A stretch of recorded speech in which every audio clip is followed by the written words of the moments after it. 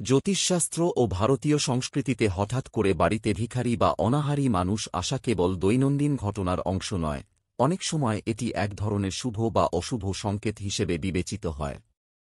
নিচে 10টি গুরুত্বপূর্ণ পয়েন্টে জ্যোতিষশাস্ত্র অনুযায়ী বিশ্লেষণ করা হল, যা সাধারণ মানুষের কাজে লাগতে পারে। 1. শনি ও রাহুর প্রভাব। শনি হল কর্মফল প্রদানকারী গ্রহ এবং রাহু হল ছায়াগ্রহ। যখন কোনো জাতকের কুষ্ঠিতে শনি বা রাহুর দৃষ্টি পড়ে বা মহাদশা অন্তর্দশা চলমান থাকে, তখন এমন ঘটনা দেখা যায়। ভিখারি আসা তখন শনিদেবের পক্ষ থেকে পরীক্ষা, আপনি কি সাহায্য করছেন না অবজ্ঞা করছেন। প্রতিকার: শনিবারে তিলের তেল, কালো উড়না বা কম্বল দান করতে বলা হয়। 2.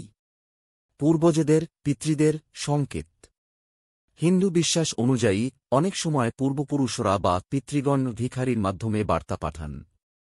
যদি কোনো বিশেষ দিনে, যেমন অমাবস্যা বা পিতৃপক্ষের সময়, এমন কেউ আসে, তবে তা হতে পারে যে আপনার পূর্বজ আত্মা শান্ত নয় বা পিণ্ড শ্রাদ্ধ চায়। প্রতিকার: গরিবকে খাদ্যদান করুন ও নমঃ শিবায় বা পিতৃদেবতাভ্যক নমঃ জপ করুন। 3. গৃহস্থ ধর্ম পালন করার সময়। অতিথি দেবো ভব, অতিথি বা আগন্তুকের মধ্যে ভগবান বাস করেন। ভিখারি এসেছেন মানে সৃষ্টিকর্তা আপনার দয়ার পরীক্ষা নিচ্ছেন। আপনি যদি সাহায্য করেন, তাহলে সংসারে শান্তি, সুখ ও সন্তানের মঙ্গল হয়। 4. অর্থনৈতিক পরিবর্তনের সংকেত।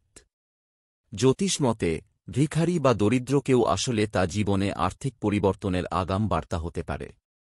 যদি আপনি সাহায্য করেন, তাহলে ভাগ্য খুলে যেতে পারে, আর উপেক্ষা করলে অযাচিত খরচ বা ক্ষতি ঘটতে পারে। 5. নেগেটিভ এনার্জি বা দৃষ্টদোষ। কিছু ভিখারির আচরণ অস্বাভাবিক হলে বা চোখে চোখ পড়লে, ঘুমে বা পরিবেশে অস্বস্তি অনুভূত হলে, তা হতে পারে নেগেটিভ শক্তি বা দৃষ্টদোষের ইঙ্গিত। বিশেষত যেদিন ঘরে অশান্তি বা ঝগড়া হয়, সেদিন এমন আগমন হলে তা গুরুত্ব দিতে হয়। প্রতিকার: ঘরে গঙ্গাজল ছিটিয়ে দিন, সন্ধ্যায় প্রদীপ জ্বালিয়ে হনুমান চালিসা পাঠ করুন। 6. আপনার অতীত কর্মের ফল। যদি আপনি আগে কাউকে অবহেলা করেছেন, কষ্ট দিয়েছেন বা সাহায্য না করে দূরে ঠেলে দিয়েছেন, এখন সেই কার্মিক প্রতিক্রিয়া ফিরতে পারে। ভিখারি এসে সেই কষ্টের প্রতিচ্ছবি হিসেবে আপনাকে সুযোগ দিচ্ছেন পুনরায় সঠিক কাজ করতে। 7. শুভ পরিবর্তনের আগাম সংকেত। অনেক সময় বাড়িতে পবিত্র আত্মা বা দেবদূতের রূপে কেউ আসে। বিশেষ করে যদি ভিখারি আশীর্বাদ দেন, সন্তান হোক, ভালো থাকো ইত্যাদি, তা দেবতা প্রদত্ত আশীর্বাদ, সংসারে শুভ কাজ, নতুন চাকরি বা সন্তান লাভের পূর্বাভাস। 8. পরিবারে পুণ্য বৃদ্ধির সুযোগ। দান করলে এক ধরনের পজিটিভ কর্ম তৈরি হয়। জ্যোতিষ মতে দান করার সময় নিজের অহংকার না রেখে নীরবে দিলে শুক্র, বৃহস্পতি ও চন্দ্র গ্রহ শুভ হয়ে ওঠে, যা মানসিক শান্তি ও দাম্পত্য জীবনে সুস্থতা আনে। 9. ঘরের শক্তির পরিবর্তন। বারবার দরিদ্র কেউ বাড়ির আশেপাশে ঘোরাফেরা করলে তা নির্দেশ করতে পারে যে বাড়ির আভা শক্তিশালী হয়েছে, পবিত্র স্থানে এমন ঘটনা ঘটে।